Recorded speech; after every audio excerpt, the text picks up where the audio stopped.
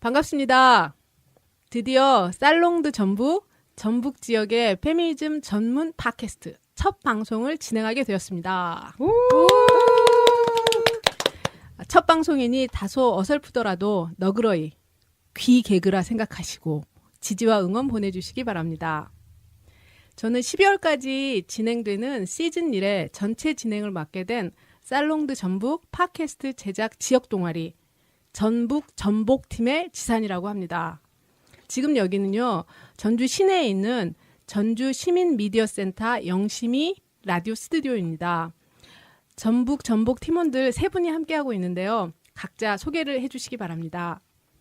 안녕하세요. 반갑습니다. 전주에 살고 40대고 비혼이고 1인 가구고 백수인 도도입니다.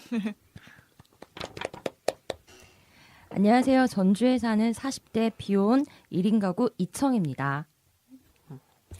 안녕하세요. 어제 맥주를 많이 먹은 토토입니다. 그 맥주집에 저도 있었습니다. 저 빼고 다 있었습니까?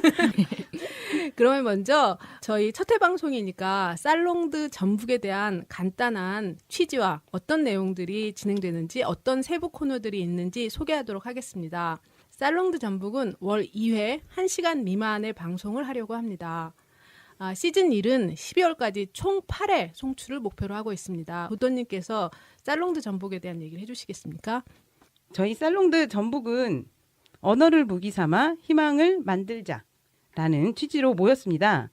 여성 혐오 시대 페미니즘에 대한 반발과 반동의 물결 속에서 저희 페미니스트들은 여러 낙인과 공격에 시달렸습니다. 그래서 우리는 침묵을 깨고 우리를 지키기 위해서 더 많이 말하고 외치고자 이렇게 모였습니다. 자, 레베카 솔리님께서도 좋은 말씀을 해주셨는데요. 희망은 미지의 것과 알 수 없는 것을 적극 수용하는 것이면서 낙관주의자의 확신도 비관주의자의 확신도 아닌 대안적인 것이다. 전북 지역의 다양한 세대별 시민들과 함께 온라인 여성주의 대안 매체 살롱드 전북을 팟캐스트를 시작하고자 했습니다. 전북 지역의 온오프라인의 연결과 실천을 통한 여성 의제를 발굴하고 이를 주류화하여 세대별 페미니스트들의 소통 및 네트워킹, 지역 자산을 연계하여 성평등 문화를 확산시키고자 합니다. 토토인데요. 지금 들으시는 분들이 쟤들이 도대체 누구인가 엄청 궁금하실 거예요. 그쵸? 네.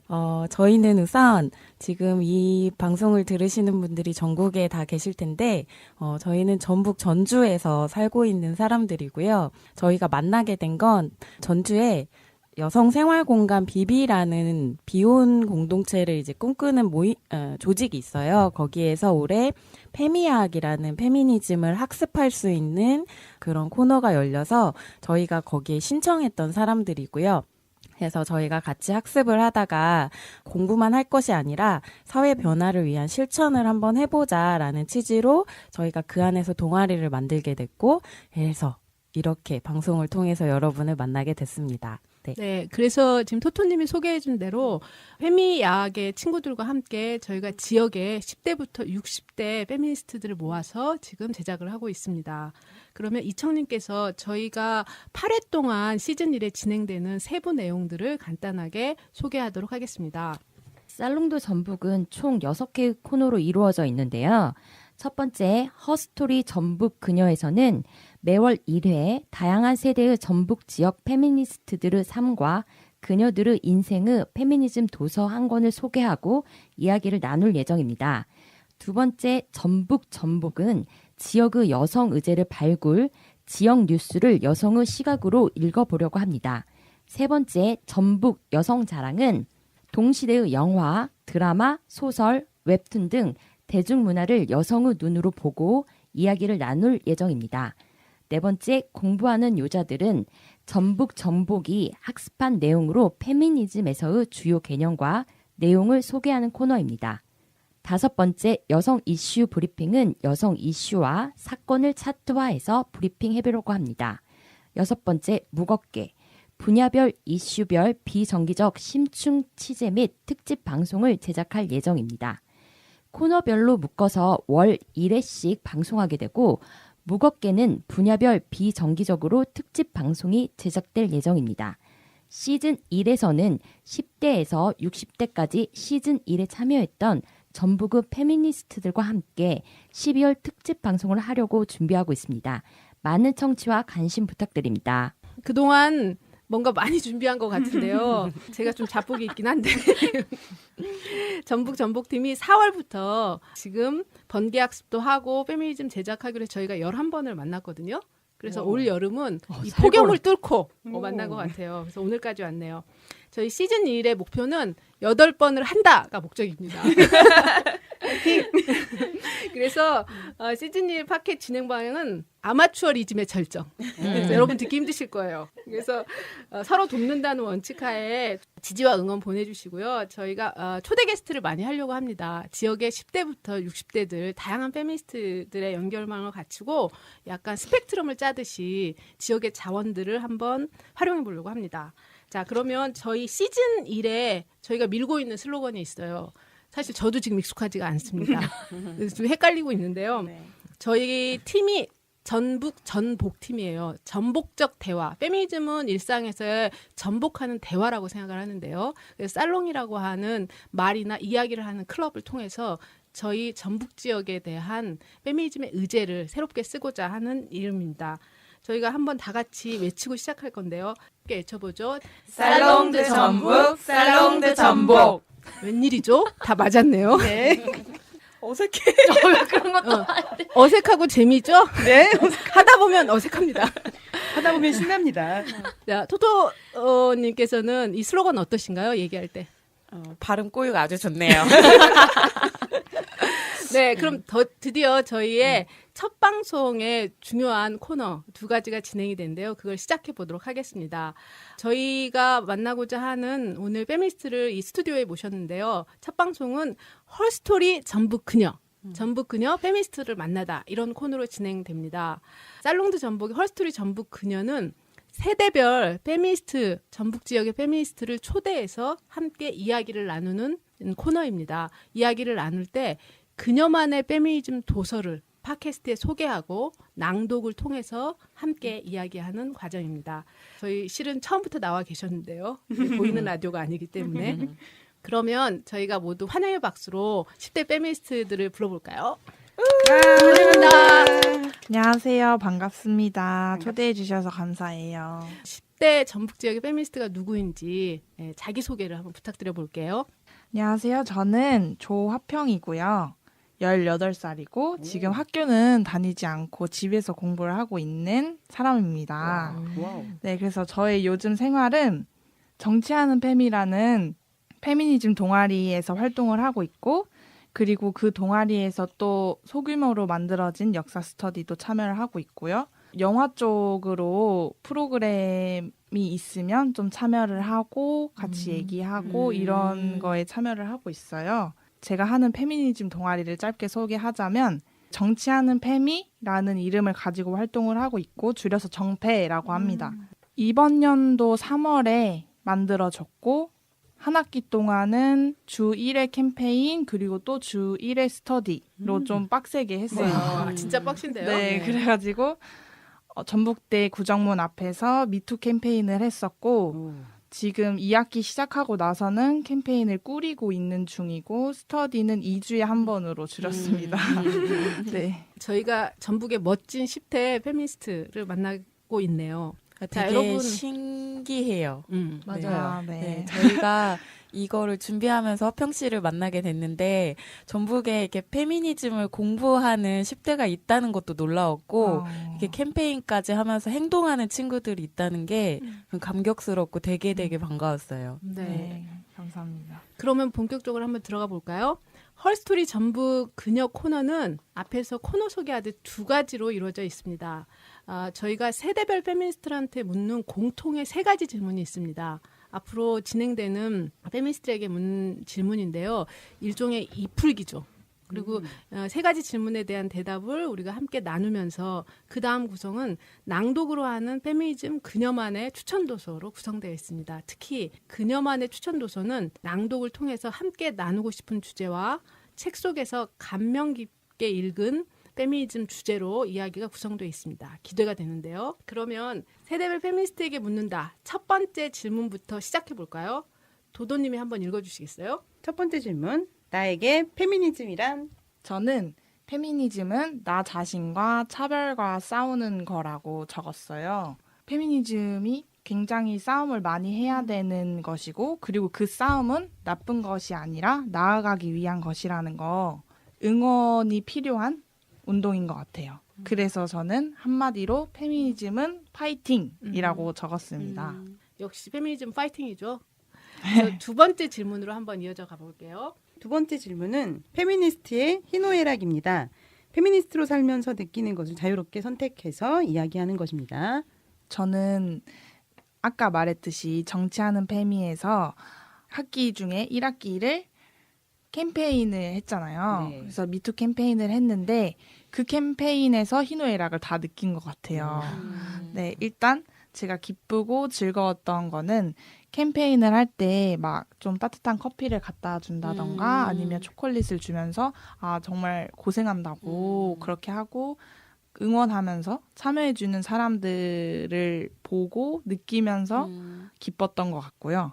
그리고 좀 슬프고 약간 화도 나고 그랬던 것은 약간 시간이 지나면서 캠페인을 같이 하던 저희 정패 회원들이 일부러는 아니겠죠. 근데 확실히 일이 있고 바빠지면서 빠지니까 확실히 사람 수가 줄어들면서 두렵기도 하고 힘이 빠져가지고 그게 좀 슬펐고 지나가는 사람들의 반응을 보잖아요. 그러면 좀 무시하거나 좀 짜증이 담긴 시선으로 바라보는 사람들을 보면서 좀 분노도 하고 슬펐던 것 같습니다. 네, 실천하는 과정에서 느낄 수 있는 건데요. 그거 생각하다 보니까 올해 전북 지역에 성폭력 끝장 집회 미투 집회가 왔는데 저희도 페미학 팀에서 젠더 폭력 호박 깨기 프로젝트를 했던 게 또 기억이 나네요. 전북 지역에서 호박 의상을 입고 맞아요. 좋았습니다. 돌아다녔죠. 네, 그래서 이해합니다. 사람들이 그거에 네. 대해서 많이 쳐다보고 동조하지 않았을 때 움츠러들었던 그런 과정도 생각이 납니다. 자, 그럼 마지막 질문으로 가볼까요? 전북 지역에 말하다라고 하는 코너입니다. 일종의 스피크 아웃이죠. 저희가 목소리를 내는 게 팟캐스트의 또 중요한 이야기인데요. 전북 지역에 이 10대 페미니스트가 무엇라고 외치고 싶은지 하는 내용이 들어가 있습니다.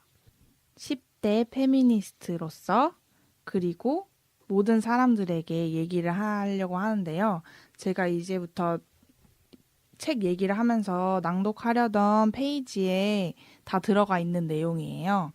그걸 좀 줄여서 나의 경험과 상처, 목숨을 쉽게 보지 말길 바란다. 약간 이런 얘기를 하고 싶었어요. 어떠한 얘기도 그리고 나 자신도 절대 쉬운 사람은 없고 그렇다는 거를 말하고 싶었습니다. 자연스럽게 낭독의 즐거움까지 또 얘기해 주셨는데요. 고맙습니다. 네. 자, 그러면 이 푸는 세 가지 질문은 끝났는데요. 어떻게 들으셨나요? 저는 싸움의 기술을 요즘에 익히는 중이에요.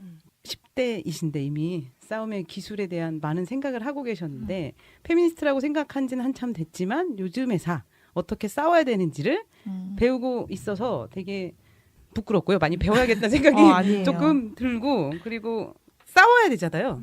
그리고 함께 싸우잖아요. 그래서 저는 아까 얘기했던 희와 노가 확 와닿았던 것 같아요. 같이 싸우기 때문에 즐거움이 있고 그리고 싸우면서 힘든 노가 있고 공감이 많이 됩니다. 정말 멋진 10대 전북 지역의 페미니스트를 지금 저희는 만나고 계십니다.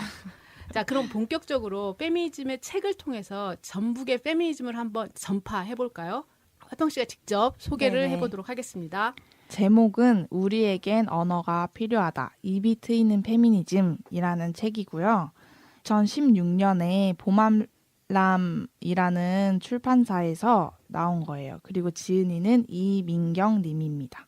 이 책은 사람들이 페미니즘에 관해서 성 역할에 대해서 물어봤을 때 대처하는 방식을 담은 책이고요. 제가 이걸 추천하는 이유는 요새 들어서 이런 질문을 되게 많이 받더라고요. 뭐 이건 뭐야, 이건 뭐야 물어보는데 저한테 물어보지 않아도 되는 것들을 굳이 물어보는 사람들이 꼭 옆에 있더라고요. 그래서 이것 때문에 되게 스트레스를 받았었어요. 공부 안 하고 물어보는 사람들이 있죠. 조금만 봐도 알 수 있는데 물어보고 저는 또 내가 이걸 잘 설명해 줘야 얘가 페미니즘에 대해서 오해하지 않겠구나. 내가 정말 잘 설명을 해야 되겠구나. 이런 부담감을 가지고 항상 얘기를 해줬는데 여기에는 당신에겐 대답하지 않아도 될 선택지가 있다. 이걸 알려줘서 되게 큰 힘이 됐던 책이에요. 그래가지고 추천을 합니다. 여러분들은 책을 어떻게 혹시 읽으신 분도 있고 아직 못 읽으신 분도 있는데 이 책은 한 손에 꼭 들어오는 책입니다. 전북 팀원들은 이 책 읽으셨나요? 읽었죠. 네네. 읽었습니다. 네. 어떠셨나요? 2년 전에 나왔죠. 그래서 2년 전에 읽었던 것 같은데 그 전에 읽던 페미니즘 도서들이 너무 어려운 말로 정말 힘들게 읽어야 되는 책이었는데 지금 줄여서 입트페라고 하잖아요. 네네. 입트페는 정말 쉽게 읽을 수 있는 여성들을 위한 책이라는 생각이 되게 많이 들었던 것 같아요. 그래서 저자가 전북에서도 한번 왔었죠. 네. 그래서 입을 트이게 한다 이런 뜻이거든요. 1, 2부로 구성되어 있는데 1부는 이론에 대한 이야기고 2부는 실전 회화책 같은 거예요. 네. 페미니즘에 대한 다양한 주제를 실전에서 연습하듯이 자세하게 쓴 책이고 사실 이 책은 2015년부터 페미니즘이 대중화될 때 굉장히 많은 페미니즘 도서들이 나오기 시작을 했습니다. 그 중에서 젊은 친구들한테 굉장히 인기 있는 책이죠. 그래서 여러분들도 한 손에 꼭 들어오는 책이고 쉽게 읽을 수 있죠. 네, 꼭 보시기 바랍니다. 저희가 올해에 처음으로 초대되는 책인데요. 2번의 낭독으로 진행이 되는데요. 첫 번째 낭독은 10대 페미니스트가 고른 함께 토론하거나 나누고 싶은 주제입니다. 이 책은 2016년 5월에 일어난 강남역 살인 사건을 계기로 이민경 저자가 쓰게 되었다고 이 책에서도 얘기하고 있습니다. 그래서 여성들이 더 많은 이야기를 해야 된다. 그래서 쉽게 싸우고 네가 싸우는 전략을 이렇게 세웠으면 좋겠다. 저도 오래전에 읽었던 페미니즘 도서가 있는데 다시 이 책을 보면서 페미니즘에 대한 싸움에 대한 용기를 얻었던 책이기도 해요. 자, 그럼 본격적으로 낭독을 들어가 보도록 하겠습니다.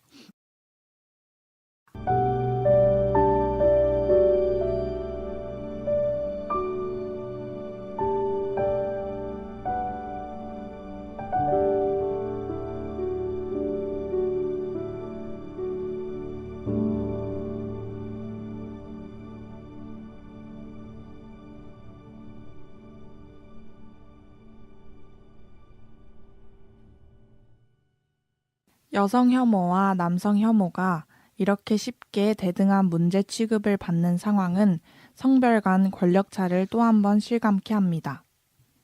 누구나 남이 죽는 것보다 자기 손톱 밑에 가시가 아프게 느껴질 수 있겠지만 누군가는 혐오로 목숨을 잃고 폭력을 당하는데 누군가는 억울하고 불쾌한 말을 듣는데 그칩니다. 이것이 동일한 혐오이고 동일한 폭력인 것처럼 여성 혐오와 남성 혐오 둘 다 문제라는 식으로 다뤄지는 겁니다. 여성의 목숨을 해치는 죄와 남성의 기분을 상하게 하는 죄는 대등한 것인가 봅니다. 사회가 남성 가해자의 심중을 헤아려주고 여성 피해자의 허점을 들춰내는 모습들을 보고 있으면 정말로 그의 기분과 나의 목숨이 같은 값인가 싶어 절망감이 듭니다. 여성을 향한 온갖 부당한 조롱에 그토록 오래 눈감아 왔으면서 애초부터 만연했던 조롱의 대상이 자신이 되자마자 치를 떠는 모습이 사실 우습습니다. 나는 여성 혐오가 나에게 어떤 해를 입히는지 밤이 새도록 말할 수 있습니다. 이쯤 되면 남혐이라는 현상을 비난하며 가르치려 들기 전에 스스로 생각해 보아야 하지 않겠습니까? 남성 혐오가 어떤 해를 얼마만큼 가했으며 남성 혐오라고 불리는 그것이 과연 여성 혐오와 등가가 될 수 있는지를요. 한편 같은 질문을 여성이 혹은 여성 혐오 문제에 대처하는 방식을 고민하는 남성이 던지는 거라면 왜 혐오에 혐오로 대응하는 걸 우려하는지까지는 알겠습니다. 이들이 우려하는 남성 혐오가 뭘 일컫는지도 압니다. 하지만 오해에 대비해서 일단 짚고 넘어가겠습니다. 여성 혐오는 여성성이 열등하게 취급받는다는 뜻입니다. 여성성이 열등한 동시에 남성성이 열등할 수는 없기에 방금 설명한 여성 혐오의 대응어로서의 남성 혐오란 존재할 수 없습니다. 그러나 학술 용어로서의 여성 혐오 말고 단순히 요즘 나타나는 혐오감만 뜻하는 경우에는 남성 혐오와 여성 혐오라고 불러볼 수 있습니다. 혐오라는 대응 방식을 경계하고자 한다면 일단 힘의 차이부터 파악해 봐야 합니다. 김치녀와 한남충은 각각 세 글자로 표면적 값은 같으나 한남충이란 조롱 이상의 무기가 되지 못합니다. 김치녀라는 낙인은 가부장제의 산물인 동시에 남성의 주적이 되는 모순된 존재입니다. 어떤 이름이든 만들어 놓고 그런 사람이 어쨌든 있긴 있잖아로 일관할 수 있는 태도는 강자의 특권입니다. 그렇기에 김치녀라는 말은 그토록 오랫동안 그렇게 행동하면 남자들이 싫어해 같은 유의 말과 함께 여성의 행위 방식을 통제하는 힘을 발휘해 올 수 있었습니다.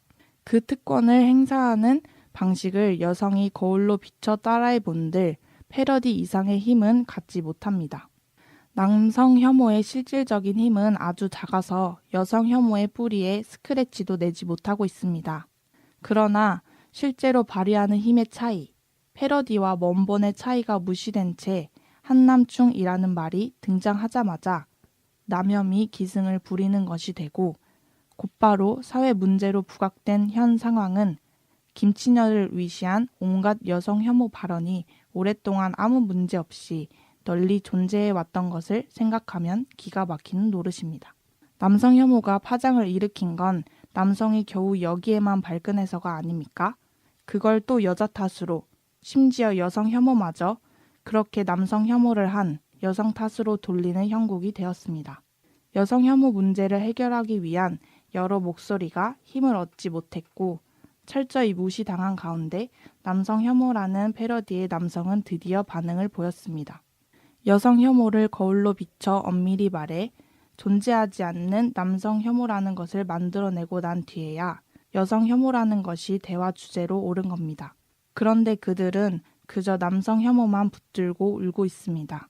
불평등한 사회 구조의 해일이 밀려오는데 자신들을 못생겼다고 조롱하는 조개 껍질에 찔려서 울고 있다는 겁니다.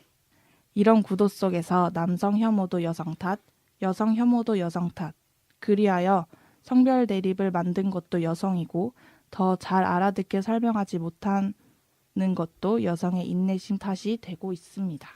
어이없는 구절인데 네네네. 웃음 참느라 힘들었어요. 자, 그러면 화평 씨가 왜 이 네. 첫 번째 낭독은 함께 토론해보고 싶은 주제거든요. 네. 이걸 골랐는지 한번 이유를 들어볼까요? 요새 약간 미러링에 대해서 사람들의 반응이 제가 생각하는 거와 많이 다르게 흘러가고 있어서 얘기를 꺼냈고요. 이게 사실 이 책이 어떤 주제를 가지고 토론하기 좋은 책이라기보다는 어떠한 대응 방식, 그렇죠. 뭐 실천서? 약간 이런 거여가지고. 실용서 네. 같은 거죠. 그래서 그냥 제가 얘기하고 싶었던 요새 많이 생각하는 주제를 꺼냈고요.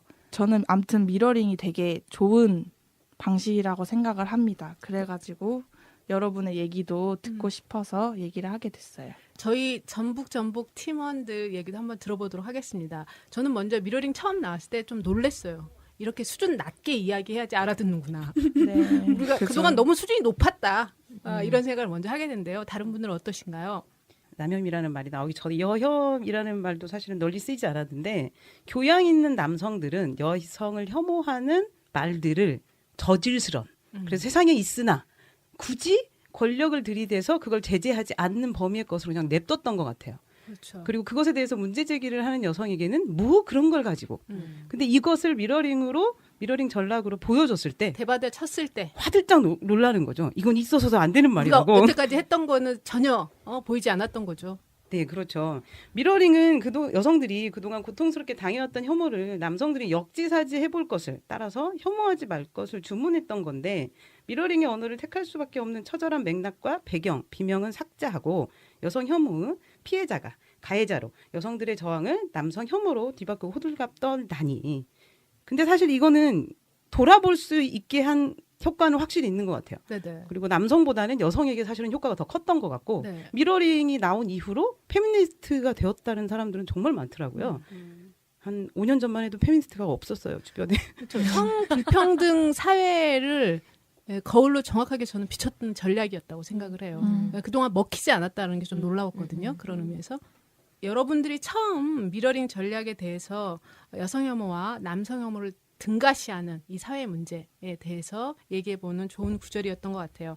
근데 저는 사실 이 책을 다시 읽게 되니까 약간 이 책에 웃고픈 내용이 많아요. 요즘 얘기는 웃으면서도 슬픈 내용들이 있잖아요. 그런 얘기가 되게 많더라고요. 그런 면에서 보면 화평 씨 덕분에 이 책을 다시 읽게 됐는데 이런 이야기가 많이 있어요. 귀 없는 사람이 참 많더라고요. 귀가 없어요. 그래서 귀가 없는 사람이 많았고 또 하나는 또 이런 사람들도 많았어요. 그러니까 페미니스트들한테 킬조이라는 말을 많이 하거든요. 예민하다 이런 얘기를 많이 해서 분위기 깨는 여자. 제가 좀 분위기 잘 깨요. 맥 잘 끊고 이런 비난하는 거. 네. 그런데 이 책을 통해서 이게 당당한 선언에 대한 이야기도 많이 들을 수 있었습니다. 저는 이 구절을 얘기하면서 얘기하고 싶은 게 두 가지가 있는데요. 하나는 어떤 미러링을 쉽게 얘기한 걸 제가 인터넷에서 봤어요. 그러니까 앞에 진짜 똥이 있고 거울에 비치는 똥이 있을 때 뭐가 진짜 더러운 것이냐고 봤을 때 내 앞에 있는 똥인 거죠. 근데 사람들은 거울 속에 있는 똥을 가지고 난리를 자기가 싼 친다. 똥을 안 보는 거죠. 그쵸. 그래서 제가 그걸 보고 아 정말 쉽게 와닿아가지고 얘기를 했고요. 그리고 제가 정패 모임에서 어떤 언니한테 들었던 얘기인데 예민하다라는 말이 사실 좋은 말이더라고요. 뭐냐면 어떤 이해나 판단이 날카롭고 빠르다. 그래서 되게 똑똑하다는 말이에요. 근데 저희는 예민하다는 걸 되게 안 좋게 얘기하잖아요. 너 왜 이렇게 예민하게 굴어? 이렇게 얘기하잖아요. 근데 그게 사실 정말 좋은 말이라는 거죠. 예민한 그 좋은 것을 안 좋게 만들어 가고 있는 약간 사회인 네네. 것 같아요. 요즘에 갑분싸라는 말 있잖아요. 아, 네.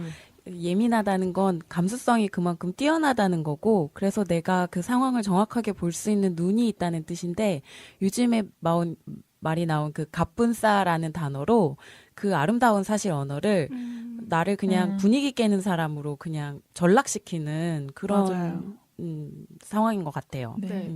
사실은 예민하다는 말은 페미니스트에 대한 편견과 낙인에 꼭 들어가 있는 말인 것 같아요. 그러니까 상황에 대해서 뭔가를 문제 제기를 하거나 사람들한테 이건 다시 생각해봐야 되지 않느냐 이런 얘기를 할 때 그렇게 받아치거든요. 와, 그럼 우리도 지금부터 예민하다고 칭찬 한번 해야 될 것 같은데요. 그러니까요. 제가 화평 씨 덕분에 국어사전 정말 찾아봤는데 진짜 그렇더라고요. 사물에 네. 대한 이해나 판단을 비판적으로 봤을 때 그리고 감수성이 뛰어났을 때 이런 걸 예민하다고 하는데요. 그래서 우리 이런 칭찬 해야 될 것 같아요. 와, 너 진짜 오늘 예민하다. 아우 감사합니다. 너의 갑분싸 환영이야. 뭘 이렇게까지 예민하냐? 이런 너 얘기. 그래서 진짜 부럽다. 예민하다. 진짜 부럽다. 네, 저희가 첫 번째 미러링 통해서 또 얘기를 해봤는데요. 두 번째 낭독을 한번 들어보면서 얘기하겠습니다. 저는 사실 이 페미니스트를 만나다 할 때 두 번째가 참 기다려지는 시간이기도 해요. 두 번째는 어떤 감동을 받았나. 사람마다 자기만의 페미니즘이 있잖아요. 그래서 나는 이 부분을 참 감동을 받았다. 해서 감동의 페미니즘을 얘기 들어보게 되면 그 사람의 상황을 좀 더 잘 알 수 있게 되더라고요. 자, 그러면 두 번째 낭독이 시작하도록 하겠습니다.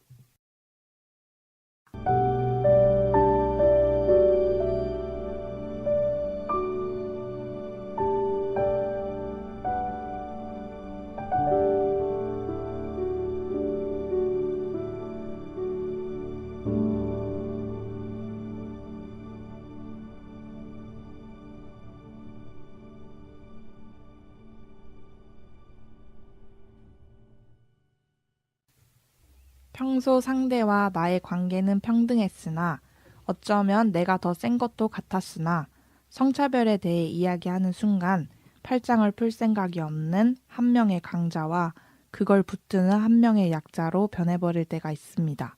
우리는 평소 평등한 사이였기에 쉽게 나의 경험을 풀어놓습니다. 생각만큼 나의 입장이 이해받지 못한다. 이해를 시키기 위해 더 생생한 걸로 풀어봅니다. 그래도 잘 안 됩니다. 그러면 주변 사람의 예까지 끌어다 씁니다.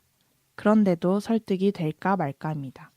그런데 차별이란 애초에 설득의 문제가 아닙니다.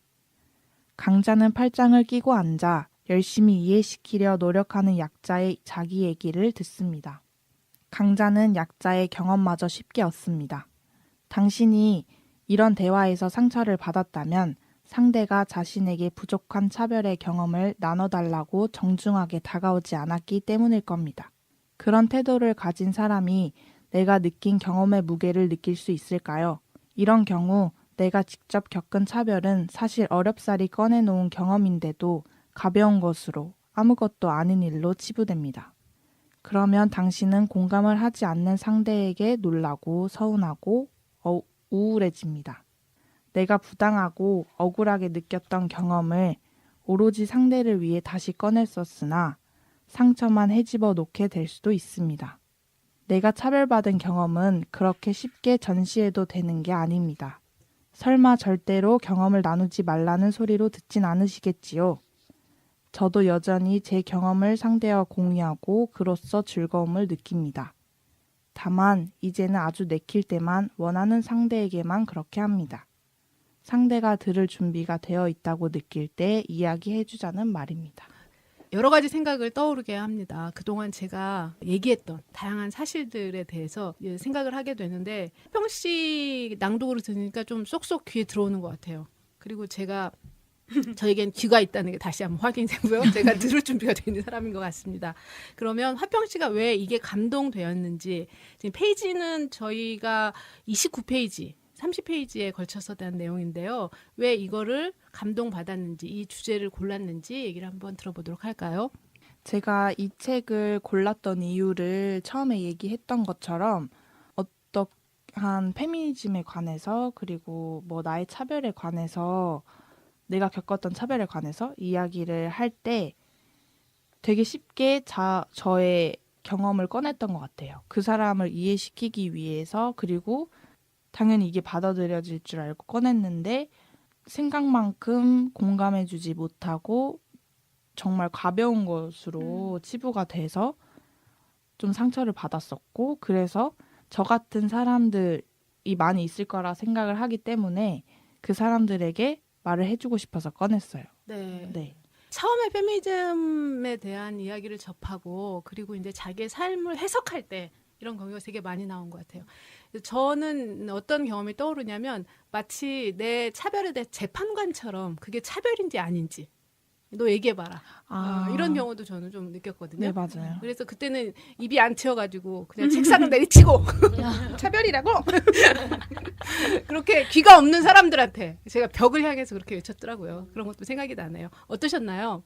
지난 시간들이 떠오르는데 마찬가지인 것 같아요. 경험을 이야기할 때 거부받은 경험은 아파요. 네, 아픈데 맞아요.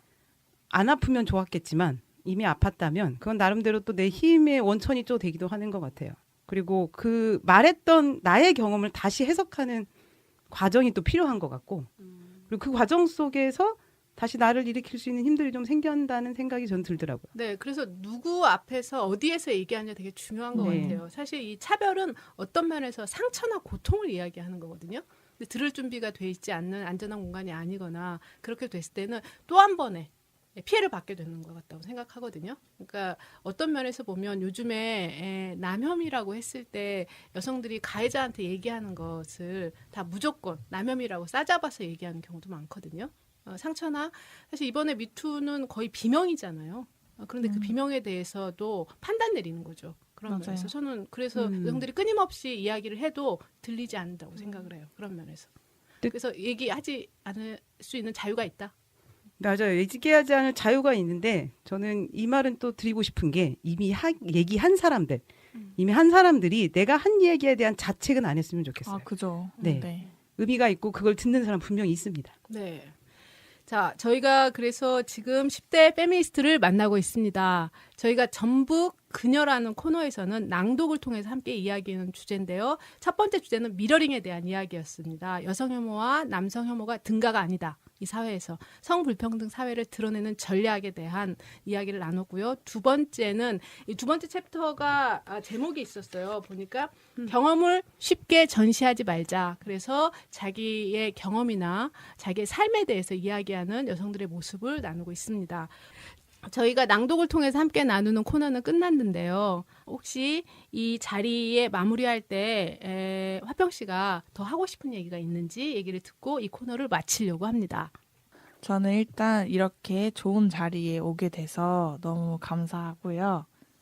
다음번에 또 뵙기로 하겠습니다. 네. 와우. 네. 반갑습니다. 약속하셨습니다. 공개적으로 약속하신 건가요? 네. 사실 저희가 이걸 준비하게 되면서 4월부터 준비를 했고 이런 대본을 짜기까지 해서 이 화평 씨랑 한 3번의 만남이 있었던 것 같아요. 네, 그렇죠. 네. 그리고 오늘까지 4번의 만남이 있어서 제가 최근에 10대들을 만날 자리가 별로 없었는데 덕분에 만나기는 네. 좋은 기회였습니다. 고맙습니다. 네. 자, 그러면 이제부터는 전북 지금 여기라고 하는 살롱드 전북의 2번째 코너를 시작을 하는데요. 이 코너는 이것만 알고 가자 저희 전북팀의 기술자이자 능력자인 이청님이 진행하겠습니다.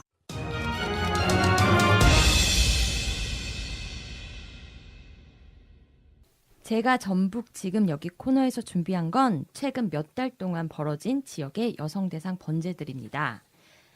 8월 17일 헤어진 여자친구와 닮았다는 이유로 일면식도 없던 여고생을 벽돌로 내려친 20대 남성이 붙잡혔습니다.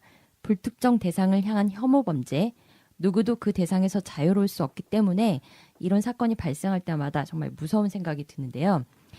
그리고 8월 19일 전북지방경찰청은 군산 빌라에서 같이 살던 지인을 살해 후 암매장한 혐의로 5명을 구속하고 추가 폭행 피의자 3명을 불구속 입건했습니다. 피해자를 화풀이 대상으로밖에 생각하지 않았던 피의자들, 이 시대에 살고 있는 우리들 역시 타인의 고통에 대한 공감 능력을 상실해 가고 있는 것은 아닌지 걱정스럽습니다. 9월 6일 전북지방경찰청에 따르면 지난 7월과 8월 지역 내 공중 화장실과 숙박시설 등 604개소에 대한 점검을 벌여 22건의 몰카 범죄를 적발하고 관련 피의자 27명을 검거했다고 합니다. 범행 장소 또한 아파트 주택이 6건, 길거리 3건, 학교 3건, 사무실 2건, 숙박 유흥업소 2건, 기타 5건 등 다양합니다. 어디에도 안전지대는 없는 것 같습니다. 9월 5일 술 취해 병원 응급실서 특정 부위도 검사해달라며 직원을 위협하고 간호사를 성희롱한 40대 남성이 경찰에 붙잡혔습니다. 주치감형 더 이상 없었으면 좋겠습니다.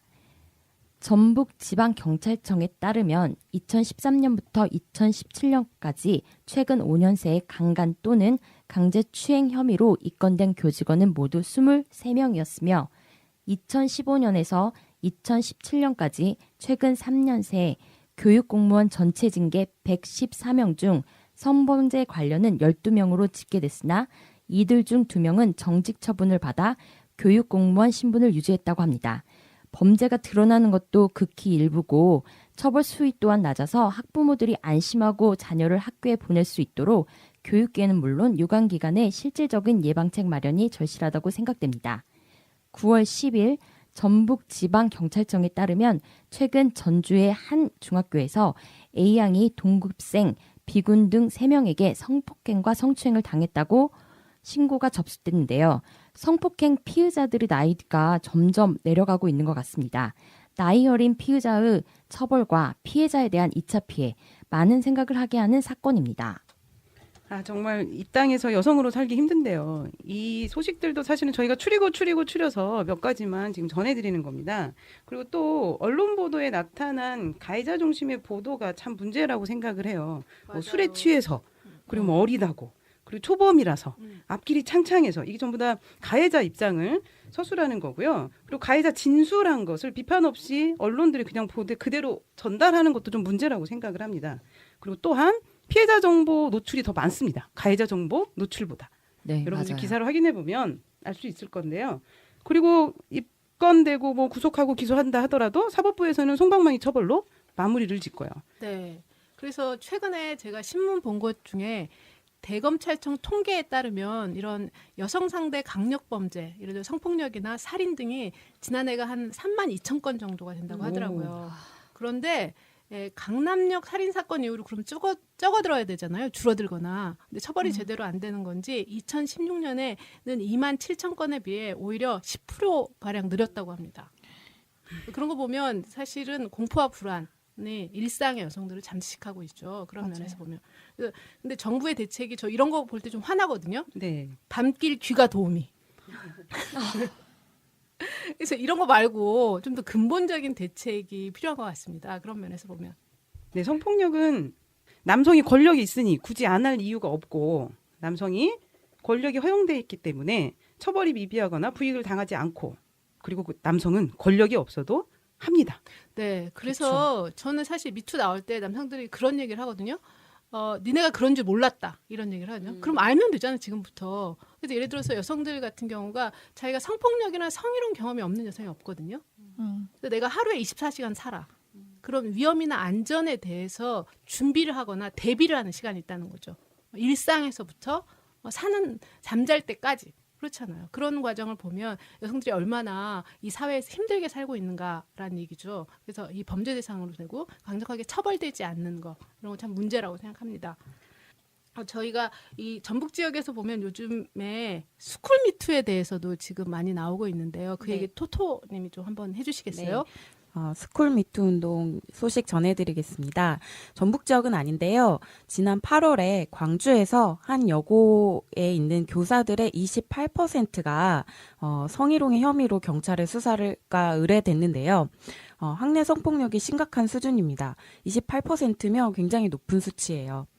그리고 9월 18일에는 대전의 한 고교 여학생들이 학내 교사들로부터 성희롱, 폭언 등의 피해를 여러 해 동안 반복적으로 당했다며 이를 폭로하고 스쿨 미투 대응 대전 공동대책위가 기자회견을 열었습니다.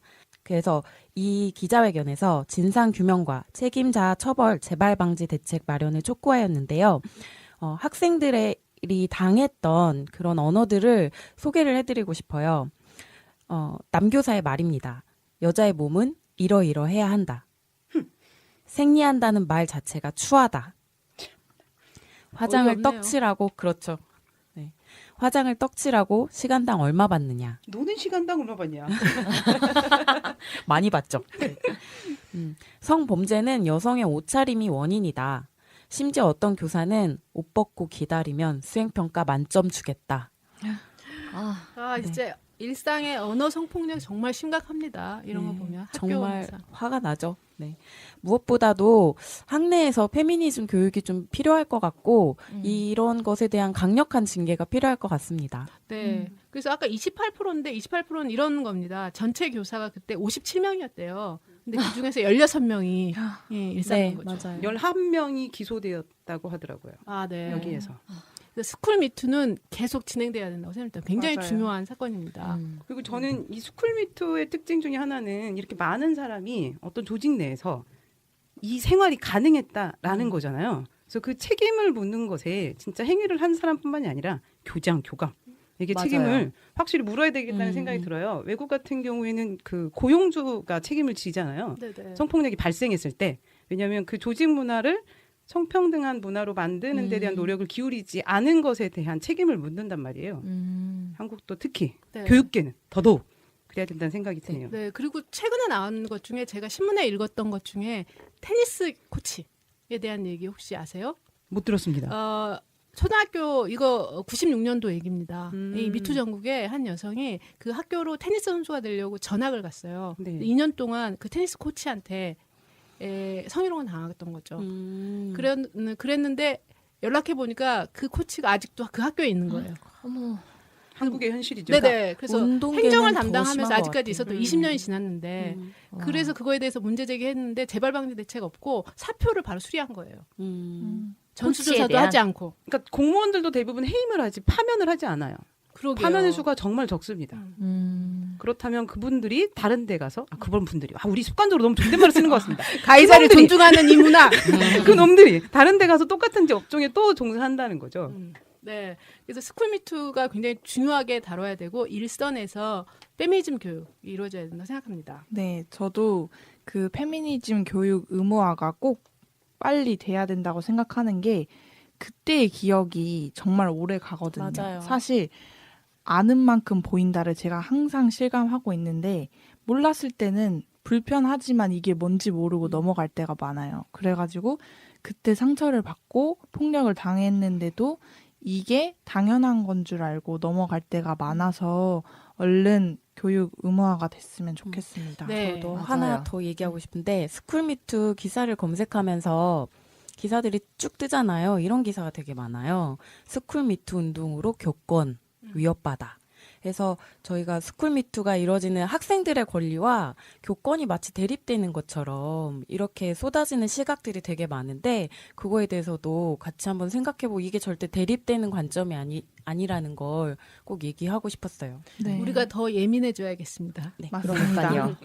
그리고 교권을 얘기하는데 그 안에 있는 여교사들의 교권은 없나요? 라는 생각이 드네요. 맞아요. 네. 그러니까요.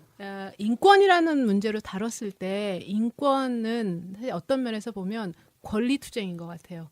그런 의미에서 스쿨미투가 이제 학교의 전반적인 민주화를 하는 큰 앞에서 가는 길이라고 생각을 합니다. 자, 그러면 저희가 두 번째의 브리핑인데요. 이게 저희 오늘 첫 회의 마지막 코너기도 하는데요. 저희가 이것만은 꼭 알고 가자. 그래서 최신 여성 이슈 브리핑에 대한 이야기가 있습니다. 자, 이것도 역시 이청님이 소개해 주도록 하겠습니다.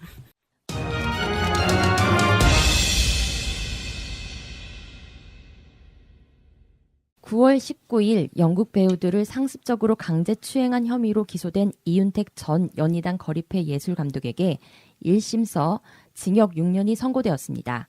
올해 미투 운동 후 첫 실형 판결입니다. 상습 강제추행, 유사 강간치사 등의 혐의로 기소된 이 전 감독에게 징역 6년과 80시간의 성폭력 프로그램 이수, 10년간 아동 청소년 기관 취업 제한을 선고했습니다. 재판부는 이 전 감독의 유사 강간 치상과 피해자 8명을 상대로 한 18건의 강제추행 혐의를 유죄로 판단했습니다. 이후 진행되는 미투 피해자들에게 긍정적인 판결을 기대하게 됩니다. 8월 14일 안희정 전 충남지사가 비서 성폭행 혐의에 대해 1심에서 무죄를 선고받았습니다. 1심 판결의 문제는 김 씨를 피해자답지 않다고 본 판사들의 인식이었던 것 같습니다.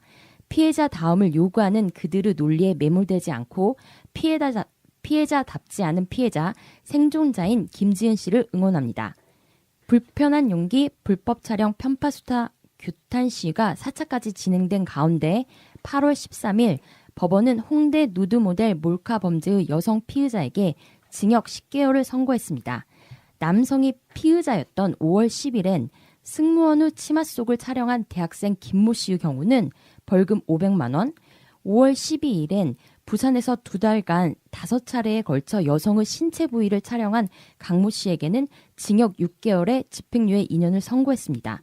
특히 강모 씨의 경우 과거 동종 범행으로 벌금형을 받은 전력도 있습니다. 피의자의 성이 무엇이냐에 따라 처벌 수위가 달라지는 현 상황을 어떻게 받아들여야 할까요? 그런데 이런 상황에서 해군사관학교 생활관 여생도 숙소 화장실에 무려 1년간 몰래카메라가 설치됐던 사실이 드러났습니다.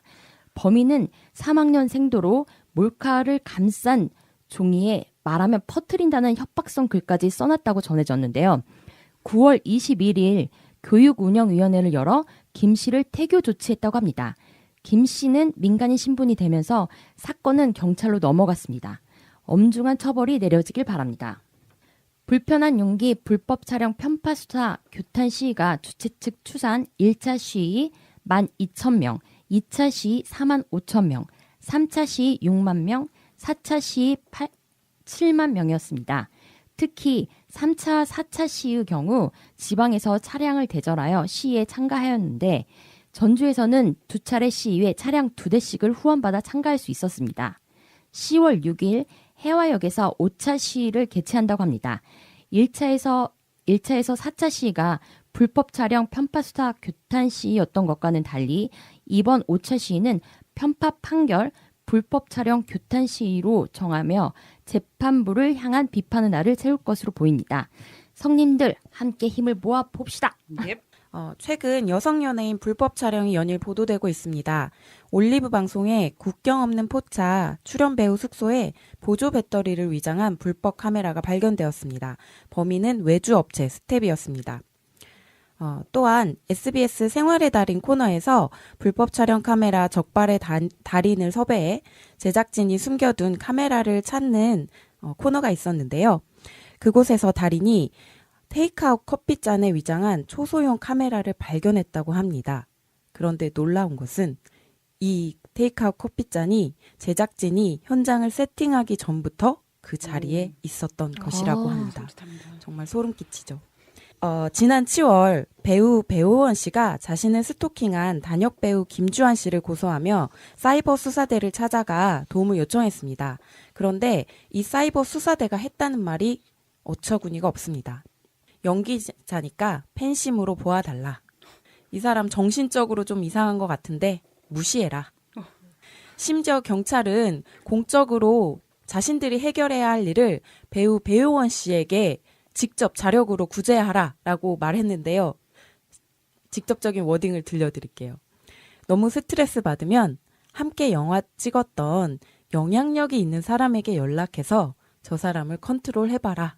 연기자가 스텝을 믿을 수 없고 언론 역시도 가해에 동참하고 있고 공권력도 손 놓고 스스로 알아서 해결하라고 하는데 여성들이 어디로 가야 합니까? 저희가 결국 광장으로 여성들이 나올 수밖에 없는 현실인 것 같습니다. 네, 진짜 힘을 모아야 될 것 같아요. 네. 정말. 아니 공권력 얘기하니 생각나는데 제가 최근에 그 가정 폭력에 관련된 영화 엑스트라 요즘 인생에 처음 네네. 도전하는 게 뭔데 엑스트라에 출연했는데 이게 어떤 거냐면 쉼터에 가해자가 난입해서 맞아요. 쉼터 피해자들을 이동하는 과정이었어요. 그런데 거기에 경찰이 가해자랑 같이 왔거든요. 근데 경찰이 거기서 했던 말이 기억나요. 믿을 만한 사람이다. 그 가해자가 애 둘의 아빠였죠. 그리고 이제 부인이 그 쉼터에 피신했는데 어떻게 그걸 알았는지 그 정보를 알고 경찰이랑 같이 왔는데 경찰이 그 가해자를 제지하지 않고 저희가 대피할 동안 그 영화 스토리에 보면 대피할 동안 그 교수는 믿을 만하다. 그리고 아버지가 애를 볼 권리를 너네가 왜 뺐느냐. 이런 말을 하고 있더라고요. 그 폭력 현장에서 피신한 그 곳이 어떤 곳이라는 인지가 전혀 없는 거죠. 정말 어이가 그런 대화를 제가 듣고 있었다니까요. 싫어해요. 이거 2017년에 서울 모 쉼터에서 있었던 실제를 영화로 만든 겁니다. 대단하죠. 지금 공권력의 행태가. 경찰의 페미니즘 교육에 대한 것들이 그래서 점점 요구가 빗발치는 것 같아요. 네. 얼마 전에도 술 취한 여성을 도와줘야 되는 파출소 순경이 경찰이라고 표현해야 되나? 머리채를 잡은 영상이 한 번 돌았잖아요. 아, 맞아요. 진짜요? 그렇죠. 네네. 온 국가를 떠들썩하게 했었죠.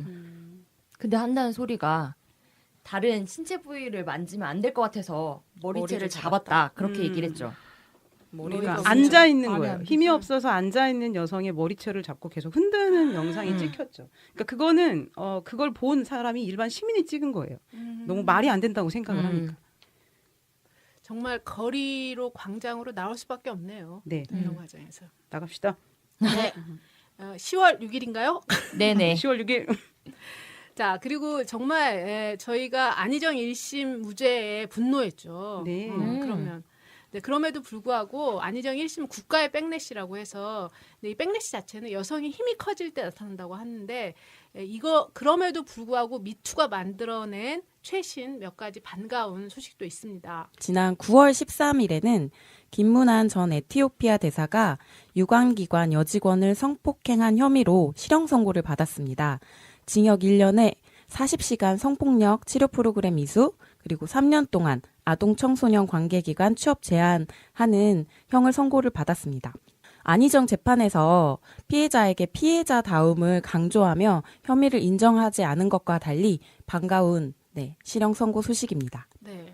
여성들의 미투가 사회를 조금씩 변화시키고 있는데요. 지난 9월 12일 간호사 추행 병원장 상고심에서 피해자 진술을 인정해서 원심의 판단에 잘못이 없다고 인정했습니다. 간호사를 3차례 강제추행한 경기도병원 병원장은 징역 1년, 성교육 40시간 교육 이수를 선고받았습니다.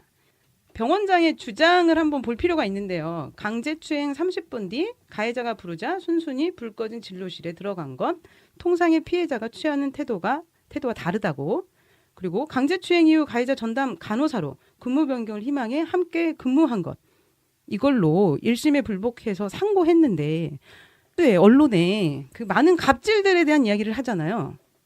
그럼에도 그렇죠. 불구하고 우리가 먹고 살기 위해서 다시 출근해야 되는 것들, 그리고 맞아요. 거기서 살아남기 위해서 해야 하는 행동들 다 공감하고 인정하거든요. 근데 유달리 성폭력 피해자들에게만은 사람들이 공감해주지 않는 분위기. 그런 거죠. 즉각 행동을 개시하는 해야만 된다는 거잖아. 병원장이 그런 위계나 권력이 있잖아. 그래서 그 간호사를 지목할 수가 있잖아요. 그래서 일을 해야 되잖아요. 내 노동 환경에서 일을 해야지 먹고 살 거 아니에요. 맞아요. 그런데 성폭력이나 성추행을 당하면 그것도 하지 말아야 돼요. 피해자답게 네. 예, 집으로 가서 누워 있거나 병원에 가거나 이렇게 해야 된다는 거죠. 그렇지 않으면 뭐죠? 피해가 아니라는 거죠. 자, 지금까지 저희가 여성 이슈 브리핑을 통해서 여러분들이 꼭 이것만을 알고 가자라고 하는 사건과 여성 의제들에 대한 이야기를 나눴습니다.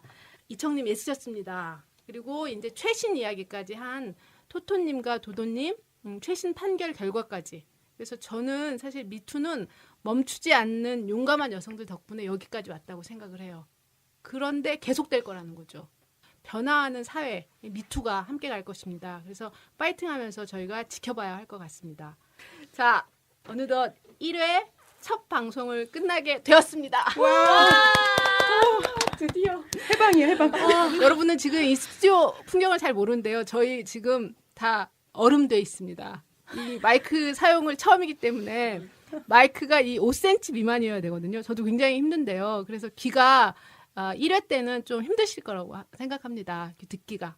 그래서 모두가 지금 역사적인 첫 방송을 하고 있는데요. 저희가 또 아마추어 리즘의 절정이기 때문에 오늘 첫 소감을 함께 들으면서 마치도록 한번 해보겠습니다. 오늘 첫 방송 녹음 어떠셨는지 한마디씩 해주시기 바랍니다. 1회가 끝났다는 게 너무 좋습니다. 이게 1회까지 녹음하는데 너무 오랜 시간이 걸렸고 그러다 보니까 약간 지치는 감도 있었는데 어쨌든 무사히 끝마칠 수 있어서 다행이라고 생각합니다. 네. 토토인데요. 저는 사실 마이크를 가지고 녹음하는 게 처음이라 너무 재밌어요, 지금. 그리고 우리가 이렇게 공부를 하다가 이렇게 방송까지 할 수 있게 된 첫날이잖아요. 그래서 되게 감격스럽고 기쁩니다. 앞에서 두 분이 해주신 말에 덧붙여서 해방이다라는 생각과 재밌다는 것과 그리고 기대된다는 것을 추가하고 싶습니다. 오늘 처음으로 10대 페미니스트를 모시고 만나서 저한테 울림이 되게 컸던 것 같아요. 네. 그래서 앞으로 팟캐스트 살롱드 전북을 통해서 만날 많은 페미니스트들에 대한 기대감을 가지게 되었습니다. 그러면 오늘 초대 손님으로 한 10대 페미니스트 화평님도 한 말씀 해주시죠. 네. 오히려 제가 더 배운 게 많은 것 같아요. 왜냐하면 저도 다양한 세대의 페미니스트들을 만나기는 좀 힘들었던 것 같고, 그래서 이렇게 다양한 분들을 만나서 좋았고요.